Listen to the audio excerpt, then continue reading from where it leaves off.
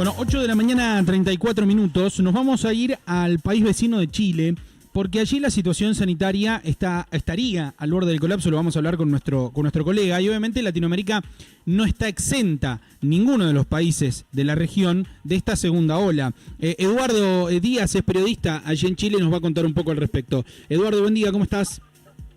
Muy buenos días a ti, muy buenos días a toda la audiencia de San Luis. ¿Qué tal, Eduardo? Gracias por atendernos como siempre. ¿Cómo se encuentra la situación sanitaria en Chile? En realidad sigue igual, no ha mejorado mucho.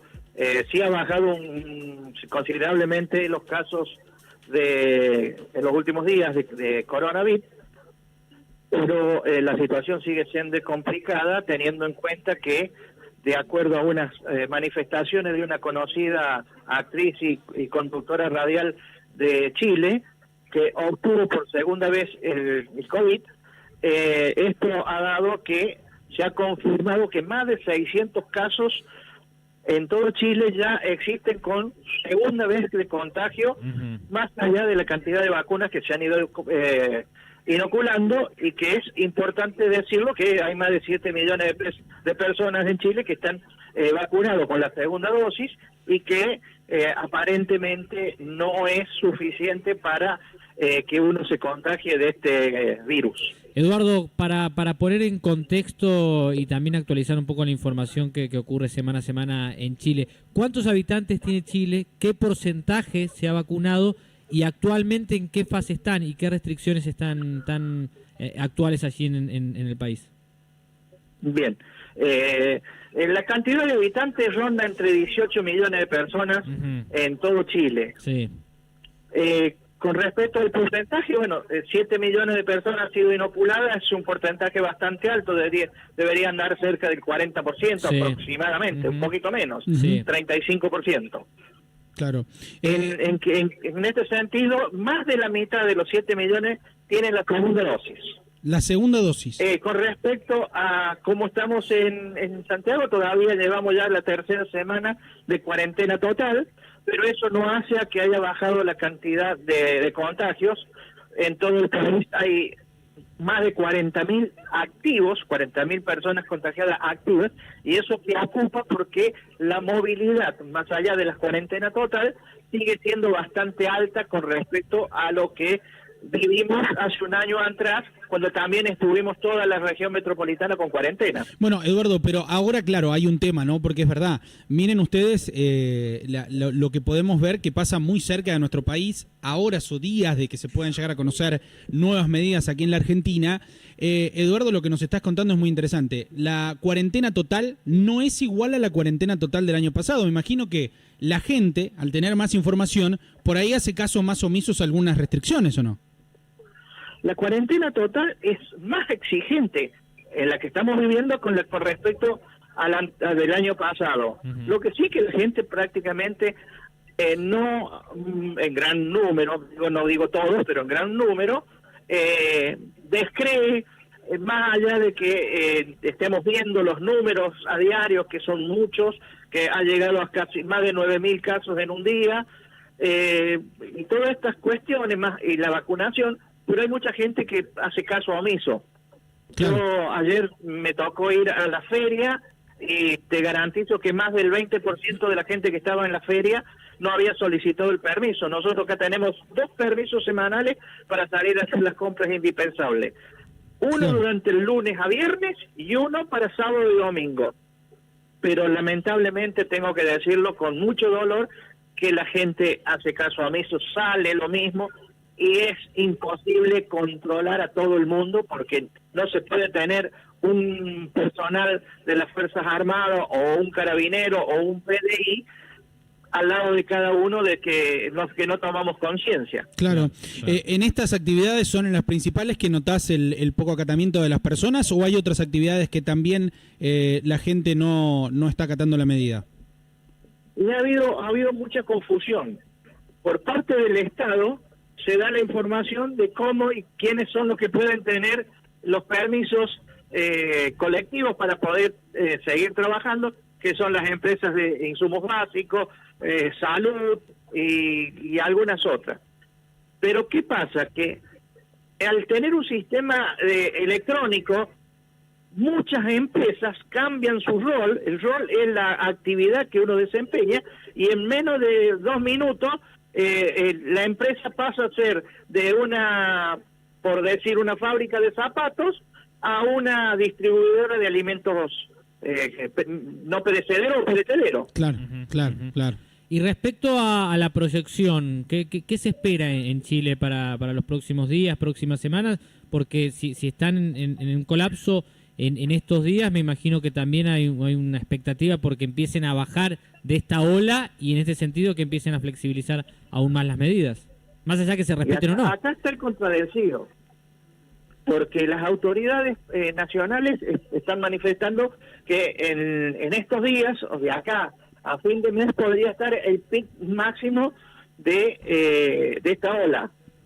Pero el ex ministro Mañalich, que estuvo hasta el año pasado en las funciones, en el primera ola propiamente dicho, y es actual médico de cabecera del presidente, días pasados salió diciendo que esto no va a pasar y que la inmunidad por la vacunación en rebaño no va a ser productiva, porque en Chile se está vacunando en un grado bastante importante y en el resto del cono sur, en el resto de Sudamérica, no existe la vacunación tan fuerte como la que estamos teniendo nosotros. En Perú prácticamente es muy baja la cantidad de vacunados, en Brasil sabemos lo que está pasando, en la Argentina ustedes lo conocen mejor que yo, que también no es muy alto el porcentaje de vacunados. Entonces, en base a eso, Mañalich, que fue ministro en su momento, dijo que la inmunidad del rebaño no va a ser efectiva. ¿Y qué, Eduardo? Y por el otro lado, el actual ministro lo desdice y que dice que sí, que teniendo la frontera cerrada va a haber un 90% de inmunidad en rebaño. Claro, a eso iba, ¿no? Estas cuestiones hacen a que la gente, el común, escuche a uno, escuche a otro, escuche al presidente, escucha a los ministros y se contradicen entre ellos y nadie entiende a ciencia cierta qué es lo que puede ocurrir.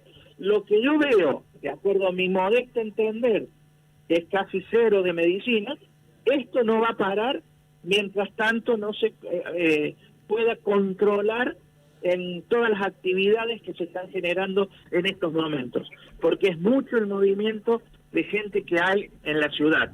Claro. Más allá de la cuarentena, hay mucho movimiento, hay una diferencia de un 30% con respecto a la primera ola, o sea que hay 30% de gente más que está circulando en una región donde estamos todos en cuarentena. Claro, esta es la contradicción, si quieren le podemos poner este título, ¿no? El éxito de la vacunación que no frena la pandemia dentro de Chile. Porque yo te iba a preguntar, claro, no están cerradas las fronteras, digo, si vamos con la teoría de lo que sucede en el resto de Latinoamérica, que además es cierto lo que cuenta Eduardo, con respecto a la vacunación, Chile, si comparamos con la población y porcentaje per cápita, está clarísimo que Chile está por encima de todos los países de la región, pero esto no ha frenado tampoco la suba de contagios y puede estar más relacionado también a lo que dice Eduardo, en realidad la cantidad de circulación que se genera dentro del mismo país pese a las restricciones. ¿La gente por qué lo hace? ¿Es una cuestión de cansancio? ¿Cómo notás el ánimo en Chile?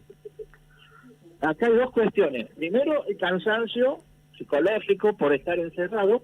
Segundo, la importante caída de empleo. Hay un porcentaje, casi 2 millones de habitantes del rango activo que ha perdido su fuente de trabajo. Entonces sí o sí tiene que salir. Las ferias que son en todas las comunas se hacen de viernes a domingo, están los feriantes propiamente dicho, y después se le dicen los coleros, los que están antes o después de la feria, que son gente que se ha quedado sin trabajo y que sale a vender su ropa que tienen desuso, su calzado, o lo que pueda vender para poder tener un poquito de pan día a día. Las ayudas económicas del Estado son insuficientes y hoy se está tratando en la legislatura un tercer retiro de los fondos de la AFP y que posiblemente el jueves sea aprobado en la Cámara Baja, en la Cámara de Diputados, y pase al Senado. Pero el gobierno nacional está diciendo que lo va a vetar y que no lo va a autorizar. Claro. Pero tampoco llegan las ayudas porque se prometió un bono para la clase media, y ese bono de la clase media es sectorizado, porque cuando uno lee la letra chiquita, esa letra chica dice que usted puede acceder al bono si está en determinadas condiciones. Si no llegó a esas determinadas condiciones, no tiene el bono. Y eso pasó en el año pasado, cuando se entregaron los distintos bonos, que hubo un importante sector de la sociedad que no los recibió. El trabajador informal, el trabajador que factura, que paga, que hace un trabajo y hace una factura, esas personas no han recibido ningún bono, no han recibido ninguna subvención, no han recibido nada del Estado, y esa gente está padeciendo hoy una situación económica sumamente difícil. Eduardo, ¿hasta cuándo se extiende esta cuarentena o esta restricción? Teóricamente era por 14 días, pero ya llevamos 3 semanas. Claro. Así que es impredecible cuándo se va a cambiar o a modificar de fase 1 a fase 2. Claro. Por lo que veo los números de contagios que hay en la región metropolitana, que es la capital del país, yo creo que esto va para varias semanas más, por lo menos 2 semanas más, porque es muy alto el porcentaje de contagio que hay. Eduardo, gracias como siempre. Al contrario, muy agradecido a ustedes y un saludo a toda la audiencia de San Luis. Abrazo grande, amigo, gracias. Eduardo Díaz, periodista allí en Chile, contándonos de esta alarma que sucede en el país vecino, el sistema sanitario que se encuentra hoy al borde del colapso con algún